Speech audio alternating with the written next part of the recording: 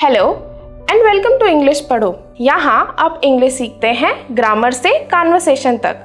चलिए तो आज का वीडियो शुरू करते हैं। आज की वीडियो में हम कॉमनली स्पोकन इंग्लिश में या रिटन इंग्लिश में जो एडवर्ब यूज करते हैं, आज हम उनकी बात करने वाले हैं और समझने वाले हैं कि उनकी फ्रीक्वेंसी के हिसाब से हम उनको किस तरह से सेंटेंस में यूज कर सकते हैं, और साथ ही साथ अगर हम उनको सेंटेंसेस में यूज कर रहे हैं तो हमारा सेंटेंस स्ट्रक्चर क्या रहने वाला है और हम किस तरह से उनको यूज कर सकते हैं। तो स्टार्ट करते हैं। पहले ऐसे वर्ड्स देखते हैं जिनको हम एडवर्ब्स बोलते हैं। यूजुअली एक जो छोटे होते हैं, हमारी ग्रामर टीचर्स ने हमें बताया हुआ है कि किसी भी वर्ड के पीछे ly लग जाए तो वो क्या हो जाता है, एडवर्ब हो जाता है।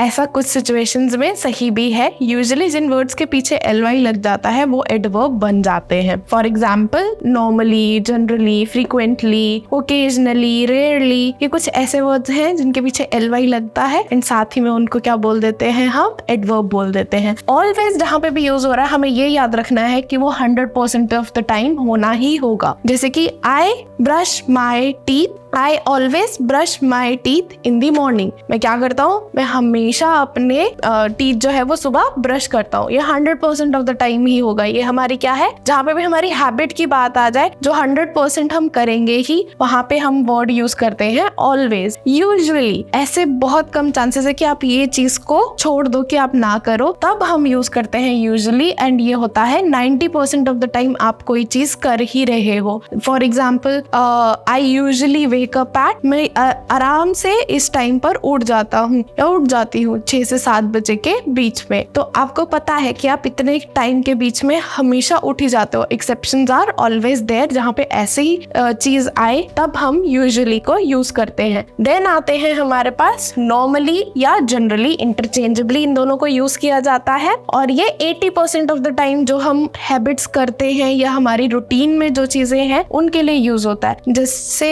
एग्जाम्पल के तौर पे I normally cook my food, कि आमतौर पर मैं अपना खाना खुद ही बनाती हूँ।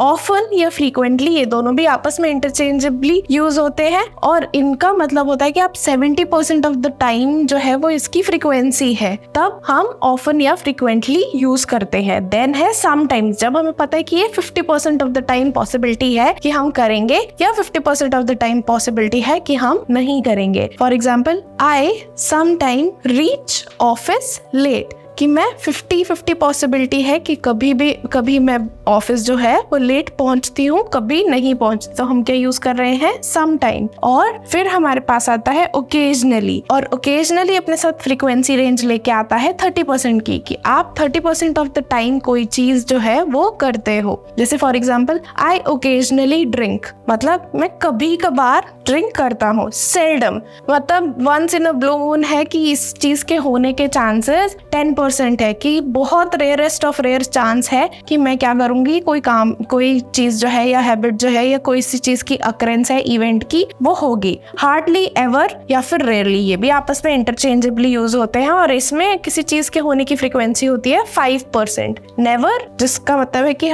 कभी होगा ही नहीं। तो इनको याद रखने का तरीका ऑलवेज मतलब कि हमेशा होगा, ऑलवेज का ऑपोजिट क्या होता है कि कभी नहीं होगा, तब हम नेवर यूज करेंगे। इसी तरह से यूजुअली क्या होता है, 90% ऑफ द टाइम कोई चीज होगी ही होगी and sometimes 50% of the time कोई चीज होगी। तो ये आपस में एक दूसरे के ऑपोजिट्स हैं। इस तरह से आप इनको यूज कर सकते हो। और अगर हम स्ट्रक्चर की बात करें तो एडवर्ब को हम किस तरह से यूज करते हैं, तो सबसे पहले जो हमारा सेंटेंस है वो सेम किससे शुरू होता है, सब्जेक्ट से शुरू होता है। देन हम उसमें क्या ऐड करते हैं, एक एडवर्ब ऐड करते हैं एंड देन हमारा एक्शन हीरो जो है, मेन वर्ब, वो आ जाता है।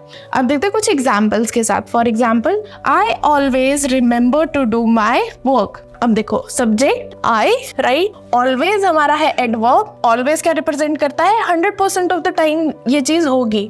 रिमेम्बर हमारा जो है वो दूसरा मेन वर्ब है, टू डू माई वर्क, कि मैं काम जो है वो हमेशा करना याद रखता हूँ। फिर एक और एग्जाम्पल है, ही इज यूजुअली लेट। अब फिर से ही हमारा सब्जेक्ट है, इज हमारा ऑक्सिलरी वर्ब है, हेल्पिंग वर्ब है, यूजुअली हमारा एडवर्ब है और लेट हमारा एक वर्ब है। फिर एक और एग्जाम्पल है, students generally score good grades. Students, फिर जनरली कहाँ से आ रहा है हमारे पास यहाँ पे कि आमतौर पे 80% ऑफ द टाइम क्या होता है कि बच्चे अच्छे स्कोर्स ग्रेड ले लेते हैं। अब देखते हैं कि एक और सेंटेंस स्ट्रक्चर जिनमें हम क्या यूज करते हैं, एडवर्ब यूज करते हैं। और अगर हमारे पास एक्सिलरी वर्ब जैसे हमारे होते हैं could, have, will, must, can, could, 23 types of modal verbs, axillary verbs हमारे पास हैं। तो अगर वो यूज करके हम सेंटेंस बना रहे हैं तो हम एडवर्ब कैसे एडजस्ट करेंगे उसमें, क्योंकि तब तो हमारे पास दो वर्ब्स आ रहे हैं, राइट। अब उसमें जो सेंटेंस स्ट्रक्चर है वो थोड़ा सा जो है चेंज हो जाता है, क्योंकि अब ये दोनों वर्ब्स के बीच में एडवर्ब आएगा एंड देन आपका जो है वो सेंटेंस फॉर्म होगा। फॉर एग्जाम्पल सेंटेंस स्ट्रक्चर पहले देखते हैं, subject, auxiliary verb, then adverb, then main verb. इस तरह से आपका जो सेंटेंस है वो फॉर्म होगा। फॉर एग्जाम्पल,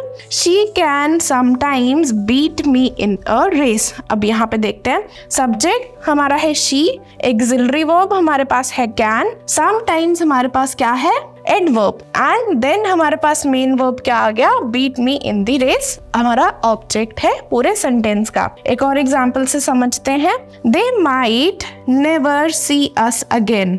फिर से सब्जेक्ट है हमारा दे, माइट हमारे पास एक्सिलरी वर्ब है, नेवर फिर से हमारे पास क्या आ गया, adverb, and see us again, see जो है वो हमारे पास फिर से वर्ब है, अस अगेन जो है वो हमारा रेस्ट ऑफ द सब्जेक्ट का ऑब्जेक्ट है। इस तरह से हम ये कॉमनली यूज्ड एडवर्ब्स को अपने सेंटेंसेस में यूज करते हैं। और आज हमने एक्चुअली देखा है कि करेक्ट ऑर्डर क्या होता है किसी भी सेंटेंस में एडवर्ब को ऐड करने का। आई होप आज की वीडियो आपको अच्छी लगी होगी। Subscribe now so that you don't miss on upcoming lessons and tips.